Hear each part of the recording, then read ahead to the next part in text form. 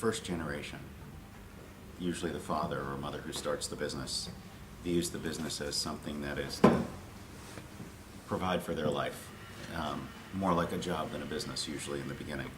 And then it becomes a business that provides them wealth, and then it becomes a business that provides them great wealth beyond what they ever expected. In the second generation, the business has generated so much wealth that the children, usually if it's a significant or a successful business, the children can live off the business without really having to work very hard. But by the time you get into the third and the fourth generation, the business can no longer sustain the family members. The business now is just a small piece of their income unless they're working in the business. The transition from the business as your primary source of wealth to the business as your primary source of identity is a very important transition that families need to make.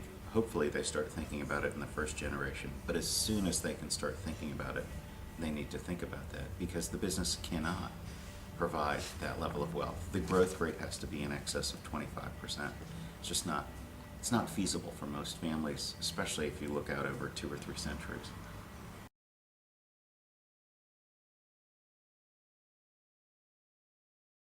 A very, very strong role. In fact, I did some research with colleagues at Loyola University Chicago on non-family CEOs and what accounted for their successes and failures.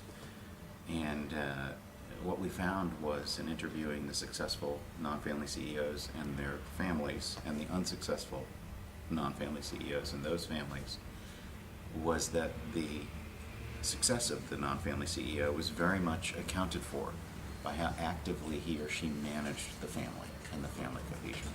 So it's critical.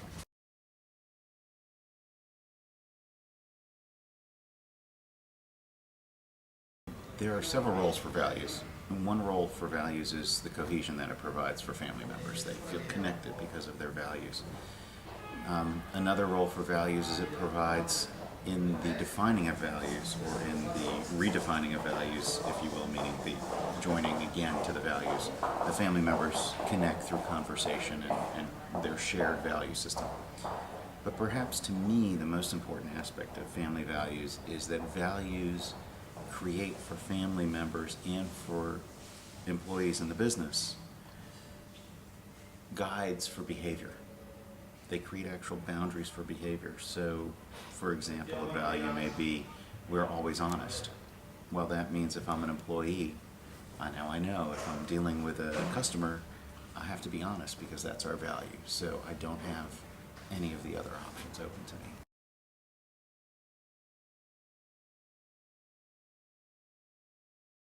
Right, there should be alignment between the family's values and the business's values.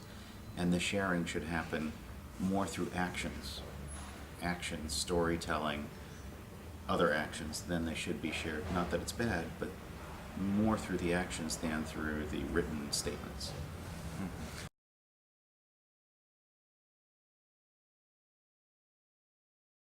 And the human resources function is absolutely critical. At this time, it's for retaining good employees.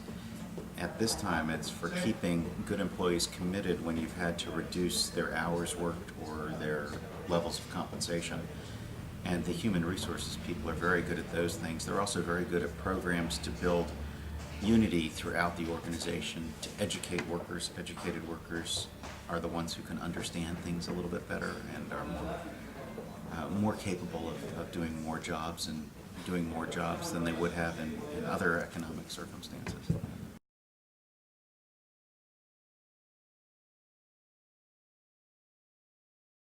The number one responsibility of a board member is to make sure that the top management team does what the top management team says it will do, when the top management team says it will have it done, and with the results that they said they would achieve. That's the board's number one role. Everything else is secondary. It's to hold the business accountable. The board should also look after succession, should also look after growth of the company, should also look after family ownership conflicts, business conflicts, there's a whole host of things, but they're all a distant secondary to the accountability function.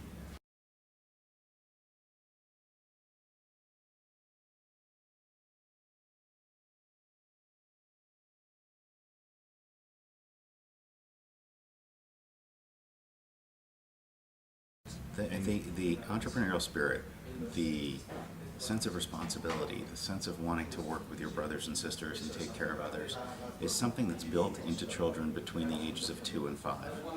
If it's after 2 and 5, it doesn't matter whether you give them no money or a lot of money. Whatever you do, for the most part, the pattern's set. If you want your children to grow up to be responsible, it's at those ages that you have to tell them to work together and how to work together and make decisions together. If you want your children to be responsible, it's at those ages that you have to not give them things, and they have to learn to work for them.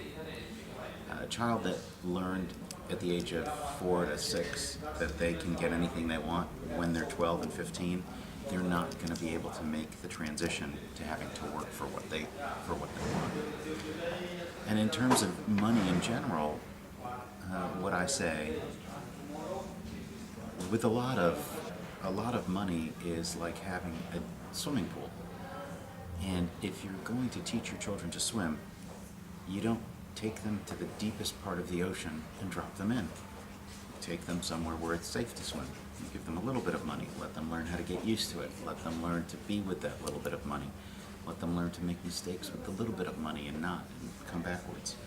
And then gradually get them used to more and more amounts of money, more and more amounts of ownership, more and more amounts of responsibility in a larger enterprise.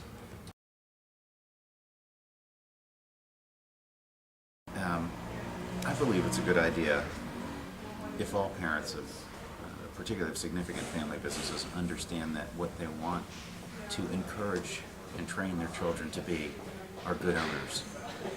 And that means having a sense of how to evaluate the performance of a company and how to evaluate an ownership group based on higher level activities. In other words, overall company performance, not who's working for whom, not what our individual tactical strategies are, but how things are doing at the top level. So that if at the top level things are bad, they can say, okay, company, investigate, why is this not working right? We need this repaired. But if they don't have that understanding and all they know is the tactical, it's very easy for managers to keep them confused in the tactical.